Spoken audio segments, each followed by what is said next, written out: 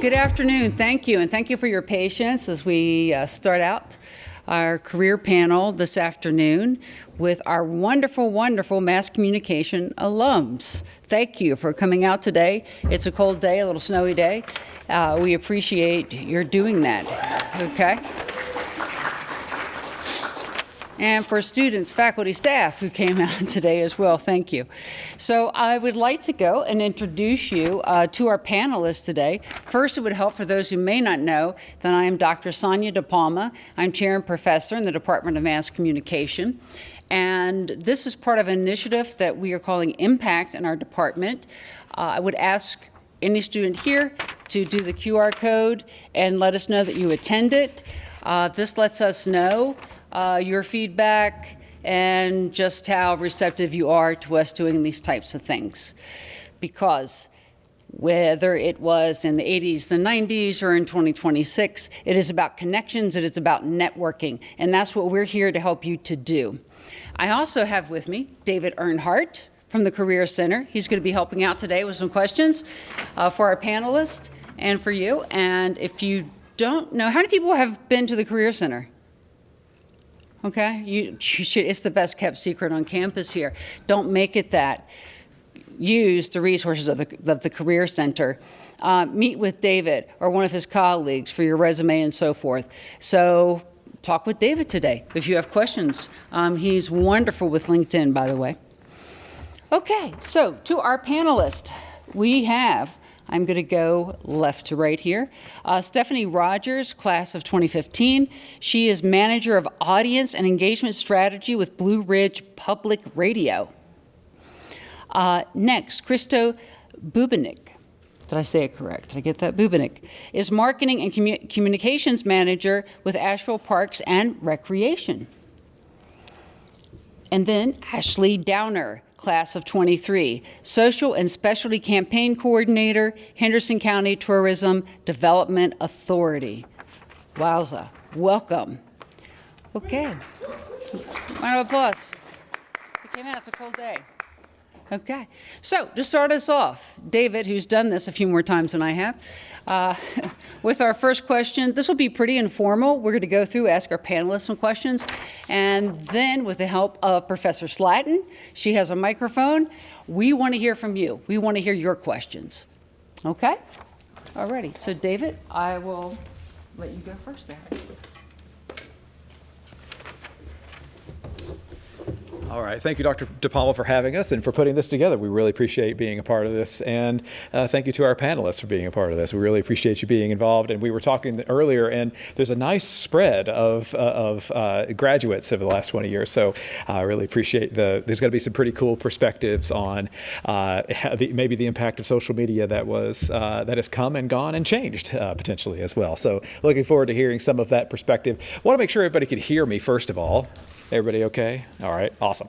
Cool. So what I would like for you to do is maybe just give us a little background on yourself and also give us a little bit of like a perspective of the day in the life of your role in your current work. So a little bit about yourself and a day in the life. And we'll start here on the end. All right. Well, thank you, everyone, for coming out. I'm Stephanie. I work at Blue Ridge Public Radio, as was recapped. I got into working in public radio from a media background. I worked at ABL Today prior. I was doing some client relationship work there.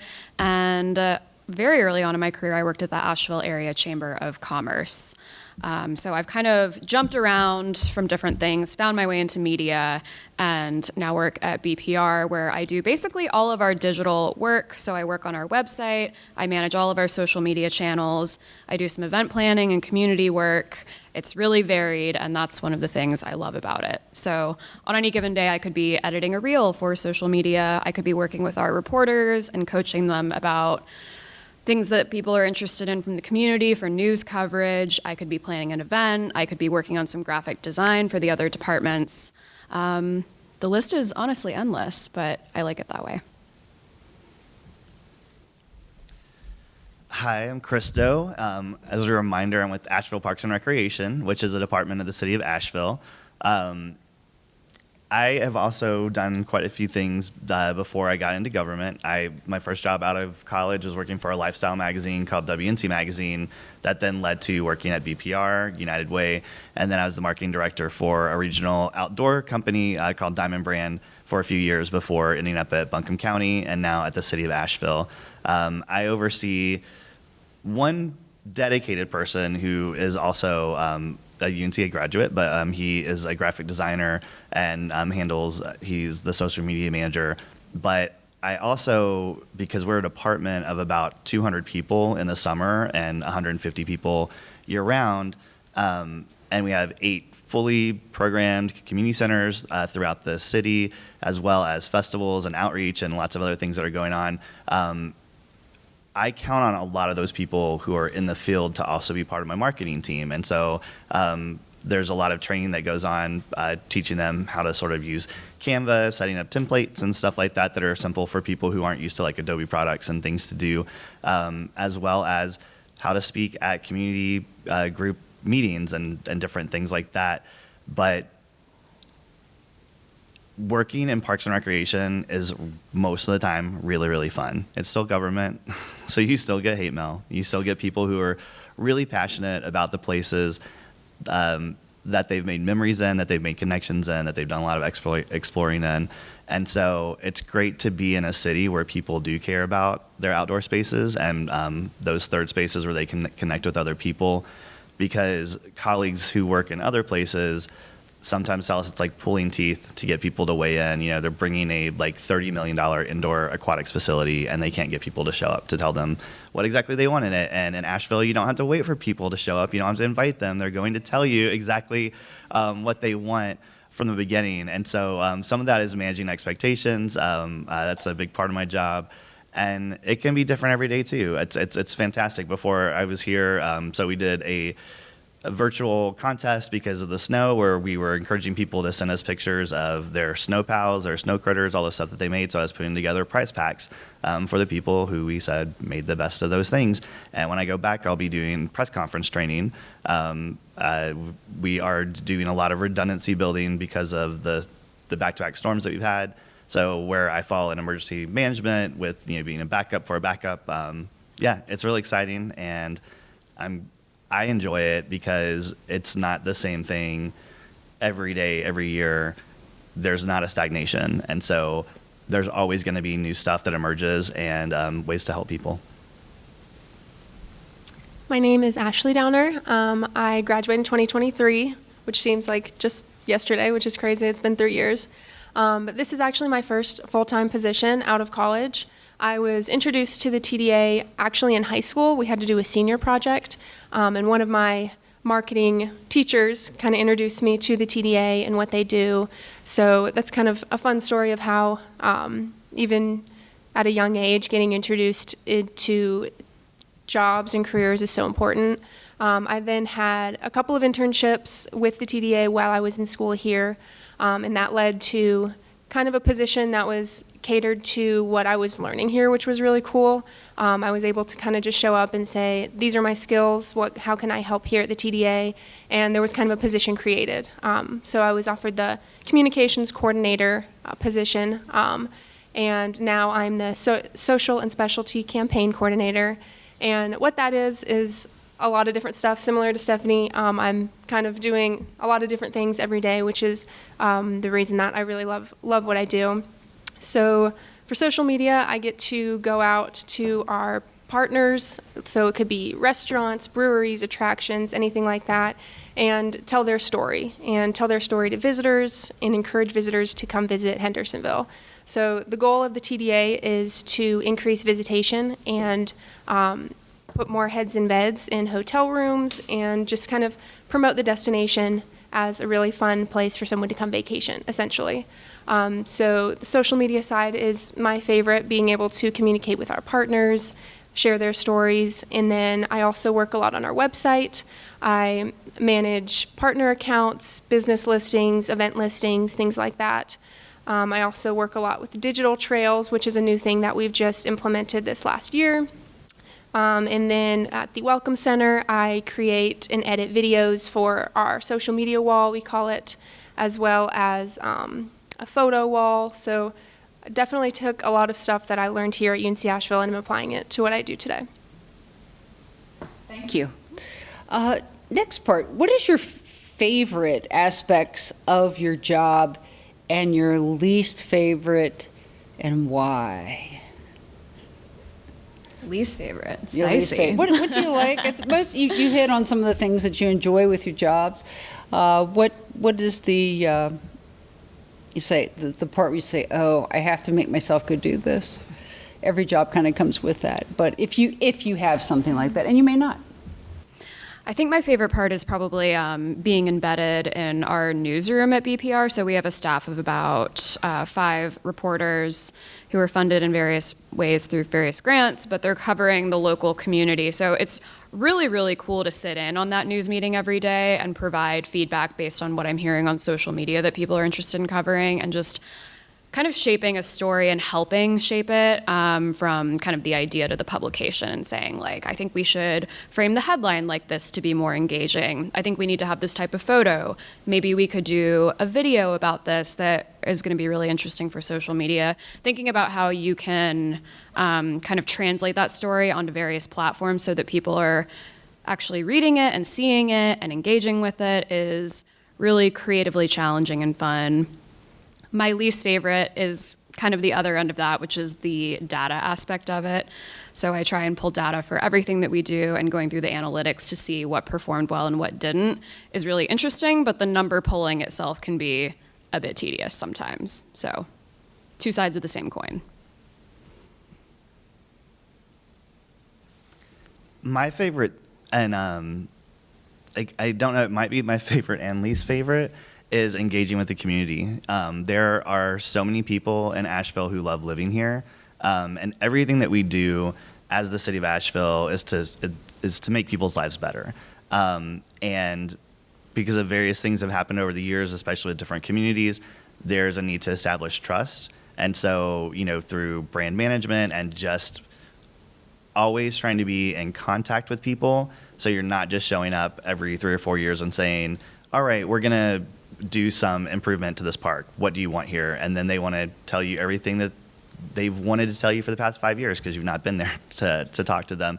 And so really opening up ways for people to make government accessible and for us to be transparent. There's so many fun ways that we get to do that.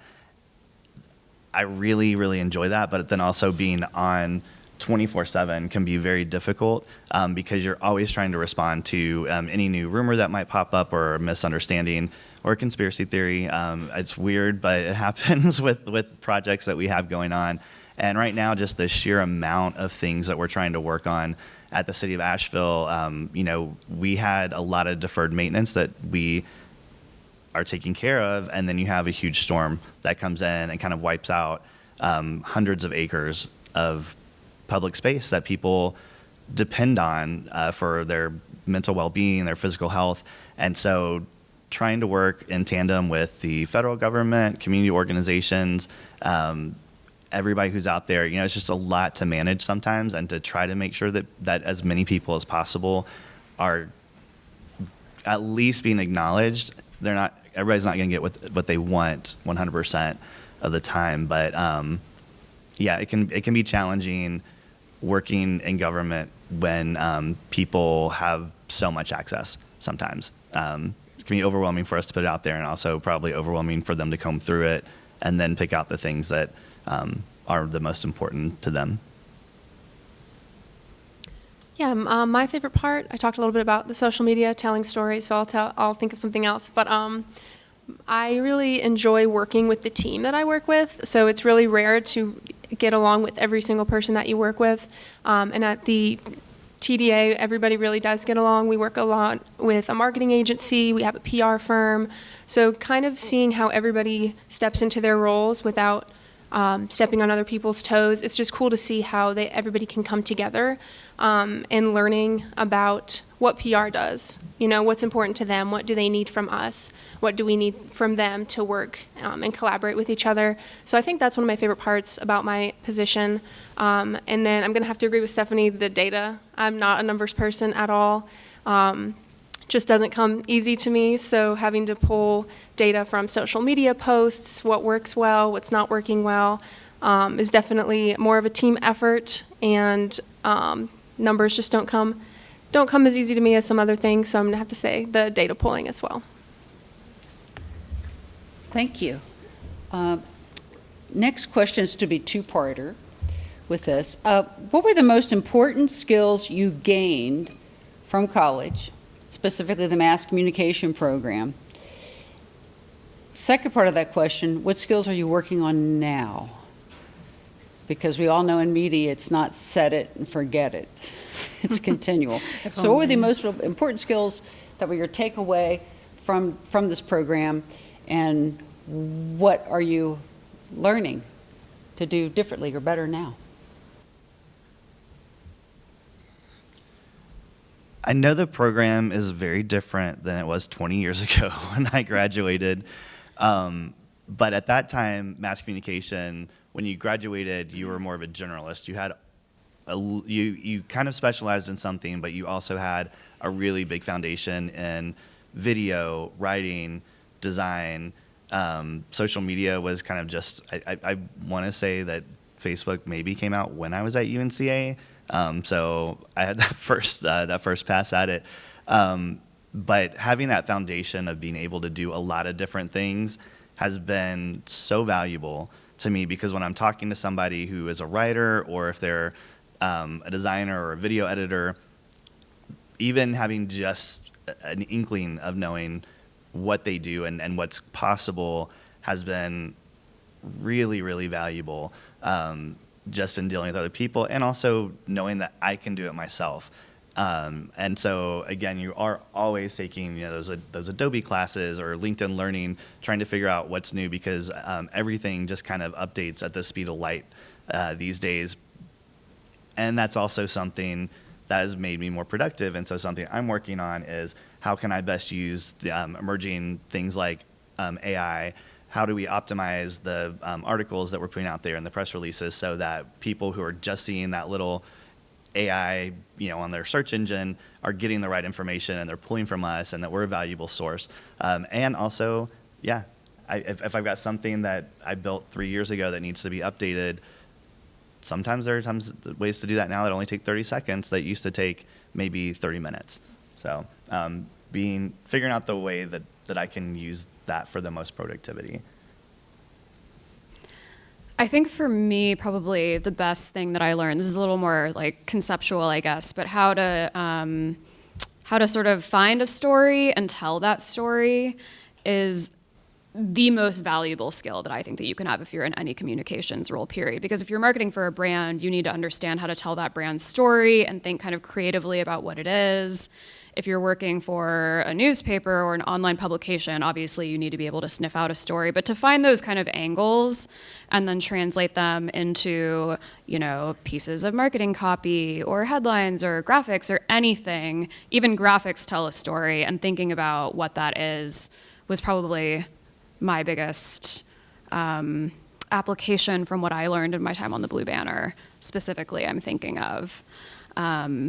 And working on the Blue Banner also really helped me think about what people are interested in reading. I wrote an opinion column when I was there, and having that kind of direct feedback from readers helps you get better and do it better the next time.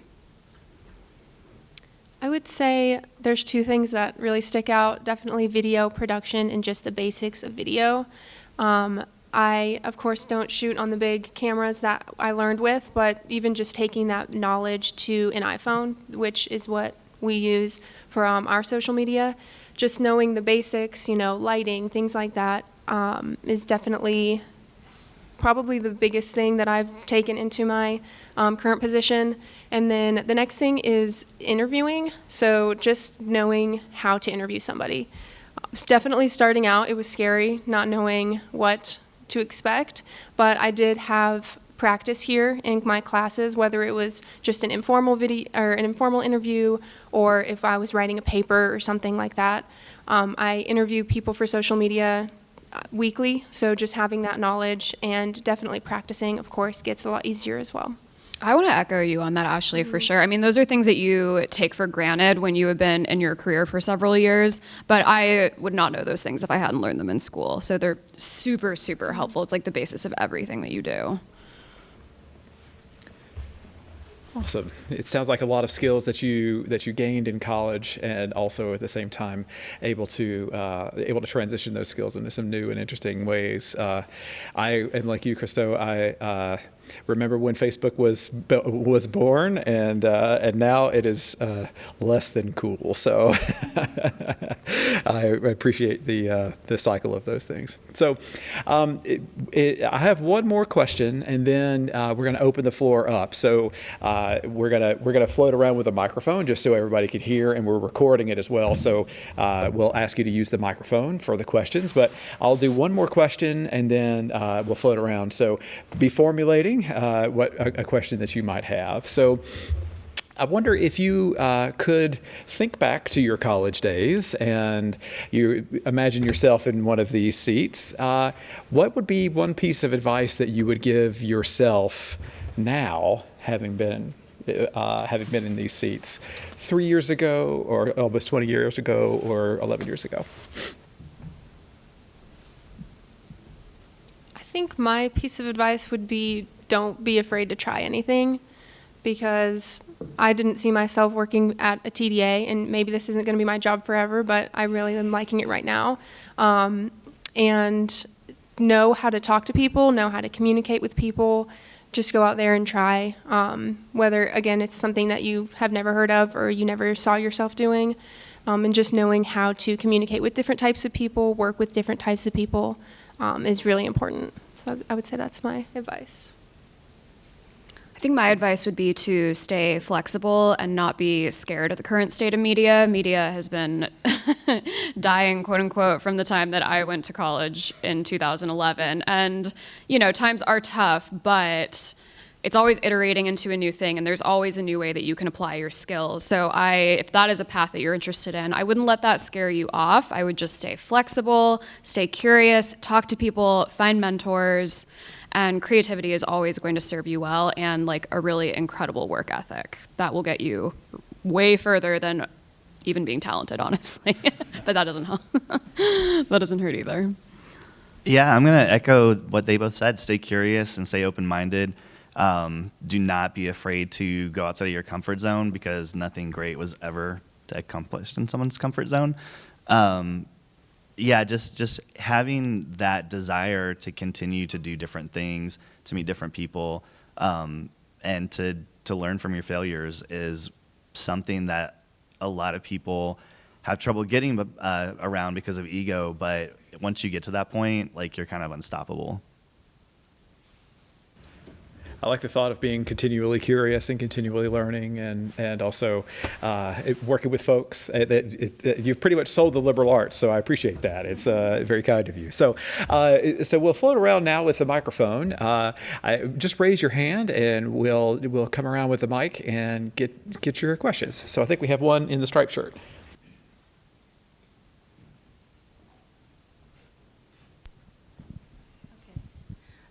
This one is for. Yeah, can you hear me? Okay, this one is for Stephanie as far as, well, actually, any of you answer this because it applies to all of us in this room. I mean, with media or communications and also like journalism changing so rapidly, like you said, like starting when you graduated, saying that like news is dying and us moving to social media, we rapidly are getting our information so much quicker. And as you work with audience and engagement, how have you seen like audience engagement shift as far as like are people engaging more with social media like to get their news over actually listening to the radio numbers wise? And have you guys experienced that too? And how do you think graduates like me can kind of navigate that ongoing shift with like a positive mind? That's a great question. When I started out at BPR, radio was our biggest platform for reach, and then my kind of big task on my plate was grow our social media channels. And now our social media channels, the reach of that exceeds the reach of the radio. So, but you know, they serve different purposes. There are some really interesting numbers that have come out recently that show that like, I think from Pew, I want to say like 50% of adults only get their news from social media, and that stat only ticks up the younger that you go in the age cohort. The really big shift has been to kind of away from traditional media outlets to creator-driven sources of news. People are like not going to CNN Instagram account necessarily and like watching those videos. They're more likely to trust a creator. So I think there's a huge opportunity for news organizations to sort of center real people and real faces. If you have a journalism background, that would be a really cool opportunity, I think, to start just like making videos about what you're interested in and do some kind of boots on the ground, like outsider journalism. That's not the technical term, but yeah, it's changed a lot, but it's a super exciting time for media too. I can't wait to see where it goes, genuinely. Yeah, I view ourselves as somewhat of a news organization as well. I mean, and sometimes it's like we're having breakfast with Santa, or you know, come get a free sticker.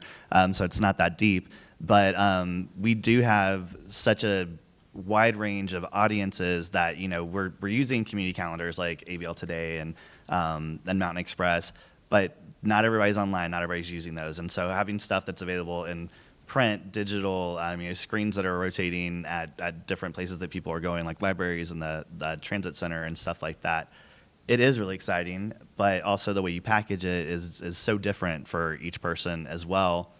But like I was saying before, we don't want to just show up every once in a while and ask people for their opinion, because then they want to give us their opinion about something else. And so always just having that, even if it's not a channel that you would think it would be like a two-way conversation, like it's something that's printed, for like active older adults, that is almost like a conversation, or it's an invitation to a conversation with them. And so I think things are just going to keep evolving, but we know that some of the like the local media that gets the highest numbers, they just kind of want to come to us when something's going wrong, again, like the hate mail syndrome. But you know, we've got all this cool stuff that's going on otherwise, and so if people are viewing us as a place that they can get information as well, whether that's, you know, our social channels or videos, or we're just making sure that our articles are optimized for AI or for SEO.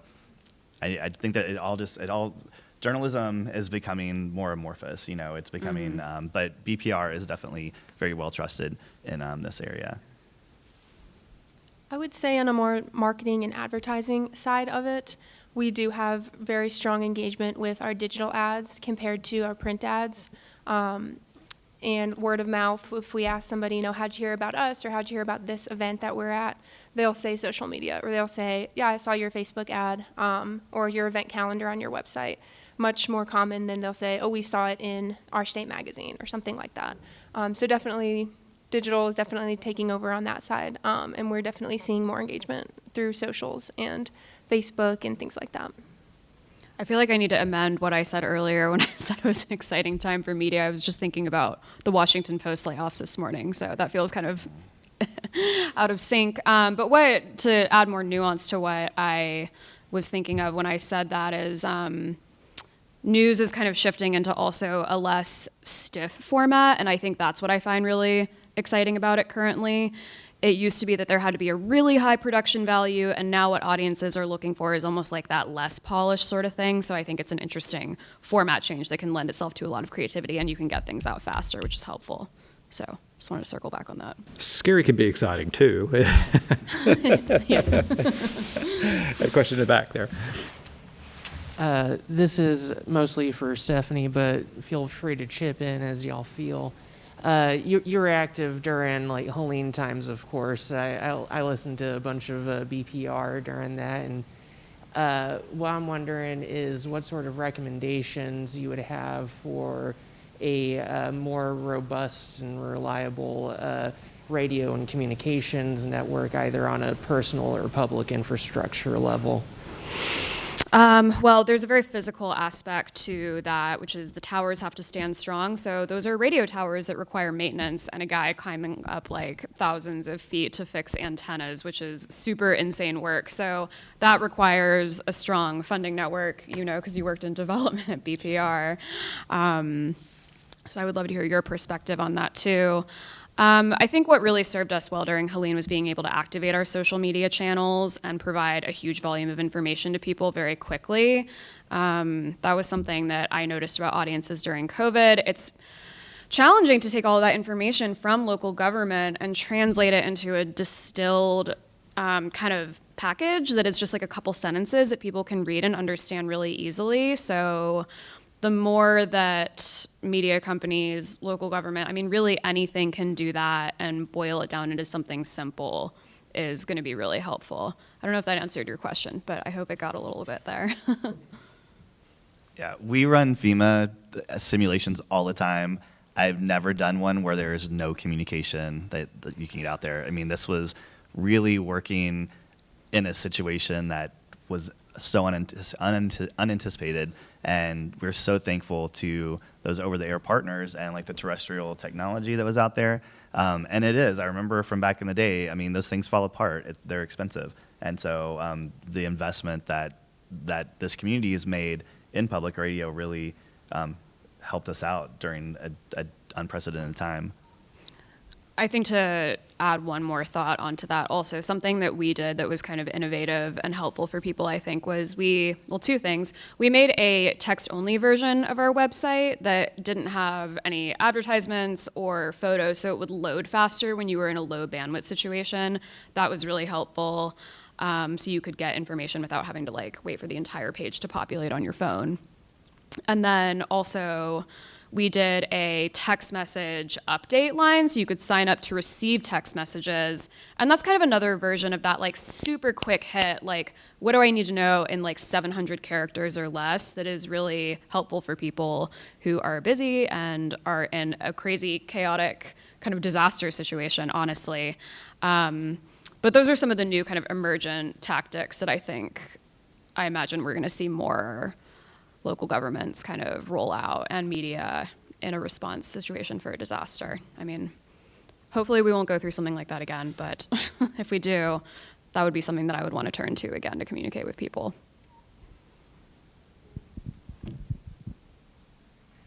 Hi, I was wondering about what kind of AI implementation y'all use in your like daily life and work. And then when you're interviewing new hires, what kind of literacy you look for?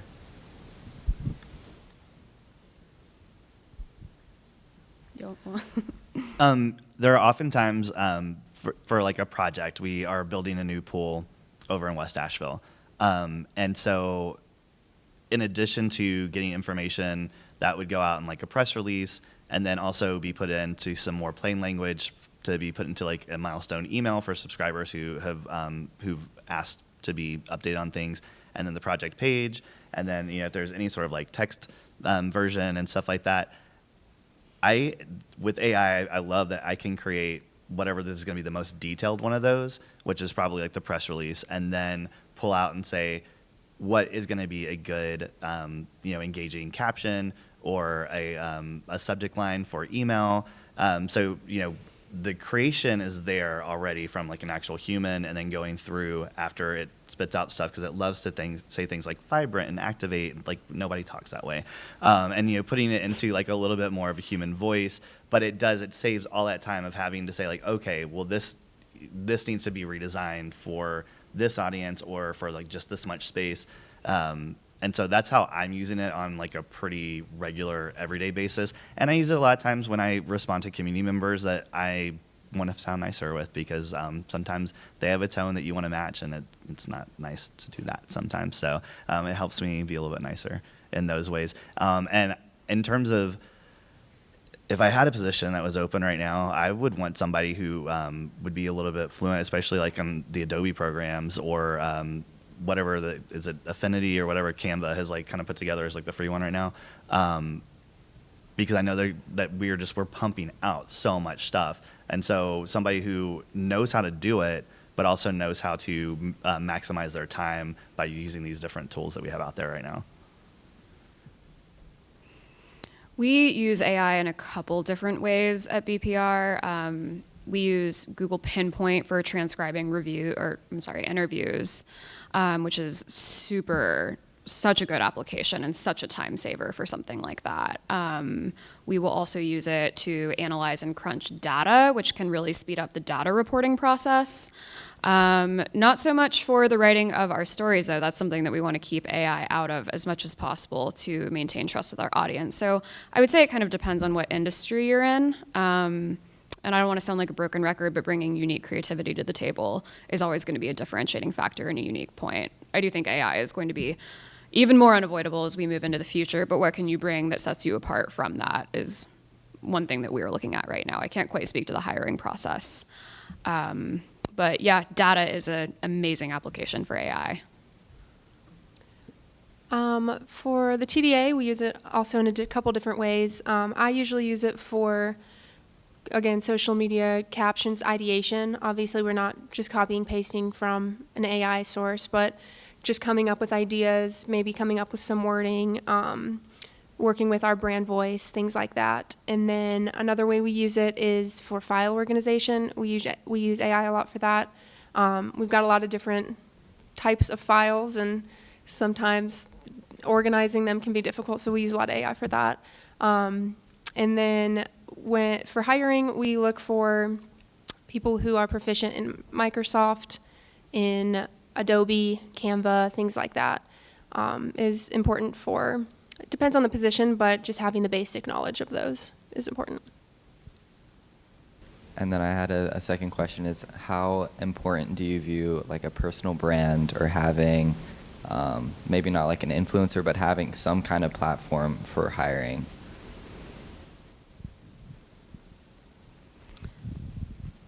I think it's a great way to stand out. I think it's, something that you can do to showcase your passion and your personality that can be kind of difficult to incorporate into a cover letter. But having that additional asset that can show a hiring manager who you are and what you care about, and even that you care, period, is so great. Yeah, I would say having a strong portfolio, even a website that just has some of your projects in it is extremely important, especially in graphic design, marketing, things like that. Showing them what you can do, what you're willing to learn more about is extremely important. In government, we can't really look at people's social media when we're doing stuff. However, I would say that if I wouldn't do it, but if I did, and somebody's just got a bunch of hitting the beer bong photos or something on their Instagram, then it's probably they may not have that level of knowing when to edit and what to put out there to the public and what to maybe save on the camera roll with it. But yes, definitely, I think having an aesthetic and having your work that you can show gives people a really good idea in terms of your knowledge. I think that's really good professional advice to have a sense of discretion To on not what you post put. your Yeah. pictures. Yes. And to speak to that just for a second, for what I would imagine also, having your best work on your portfolio is probably useful.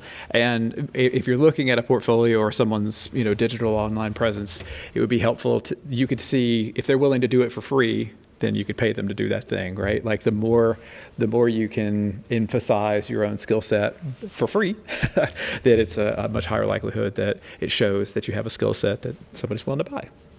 I think you have to think about it like marketing yourself in a way. And yeah. Other questions? Yeah. I know that having work experience is kind of a big part of the hiring process. For someone who, for example, for me, I only have food and beverage experience. So what's a good way to transition into a communications or marketing realm, or what things do you think I should maybe work on or build upon as I'm leading up into the hiring process? I would say for me, I only had retail experience before having a full-time position. But what got me this position is just knowing people. And I know you've heard that over and over. Networking is so important. But just creating relationships with people, reaching out to them, if you're interested in a position or just learning more about what they do, you never know who is that one person that can connect you to the person that you've been looking for. Your question definitely speaks to me because I waited tables for several years before I was able to slowly crawl my way into the communications world. And it was hard, I'm not going to lie, but one thing that really helped me, the thing that really helped was I did a lot of freelancing. So I found every opportunity I possibly could, and I was writing blog posts and I was doing social media management. A lot of this, unfortunately, was for free. It's amazing to be compensated, but that's kind of the period where you're just trying to build up your portfolio to show that you can do this and get that like baseline foundational experience. And then from there, you can kind of parlay that maybe into an internship or a part-time role, and then from there you're kind of already on the path. It's just a matter of kind of putting in the time, and I hate to say this because it sounds cliche, but trusting the process. A good work ethic, again, is going to take you really far, and you might have to kind of grind your way out for a couple of years, but if you apply yourself and keep going, like, you're going to get there, truly. I wish someone had told me that when I was in college, and it was really hard afterwards for me particularly, but you'll get there. Well, and having work experience is a big one-up on several people who, not in my current role, but when I was at Diamond Brand, I interviewed a lot of people who were just out of college and had never had a job. And that's just kind of a wild card. You don't know how they're going to react to people. You don't know how they'll react to having criticism or feedback given to them. And so what you have is foundational for no matter if you're working in media or working in some other field. And similarly, when I graduated from college, nobody was hiring me at like a full-time job, especially in Asheville, which is where I wanted to stay. And so I got a part-time job with WNC Magazine. They had just launched. They had a really big base in Charleston. This was their first product outside of there. And it was great because I was able to write, take pictures, build an audience for a new magazine, and I made a lot of connections because I didn't have a lot of money and I wasn't getting paid a whole lot, but we sponsored lots of galas and all these festivals and fun things. And so you're sitting there and you're talking to people who are putting this festival together. They are generally like the director of a bank, or they have a really important job. And so anytime that you're out there, just know that the person you're talking to, and be genuine about it, but that people want to help other people. And if you're good at what you're doing and you're personable and you have that experience where you know how to interact with other folks, then that's the biggest foundation. Because I can tell you, folks who don't have any of that, who just maybe have some volunteer experience, it's a really different world. Those kind of employment experiences that you have on your way to getting some type of full-time gig too, those, to piggyback on what you said, they teach you such valuable people skills that you will apply for the rest of your life. If you are waiting tables, you learn how to talk to basically anybody, and that will serve you so well throughout your career. So talking to people is the biggest life hack, I think, period. And it does set you apart, believe it or not. Not everyone can talk to people.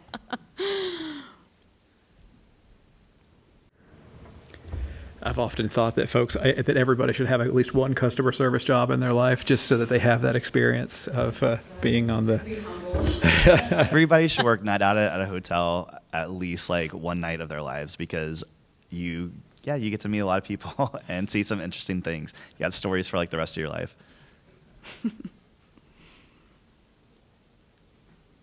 What other questions?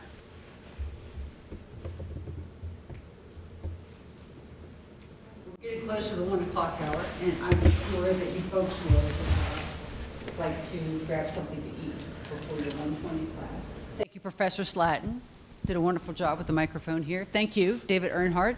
And most of all, thank you to our panelists. We do have some UNCA swag, and I'm looking to see. Best that I could tell you is that if the t-shirt doesn't fit, let me know, and I will go across the campus here and get another. Oh my gosh, thank you. Thank you. I'm so excited for my swag. And it wouldn't be Parks and Recreation if we didn't have some stickers. So feel free to grab stickers on your way out. Ooh, oh, nice. Okay. Could we give these fine folks a round of applause, please? Thank you.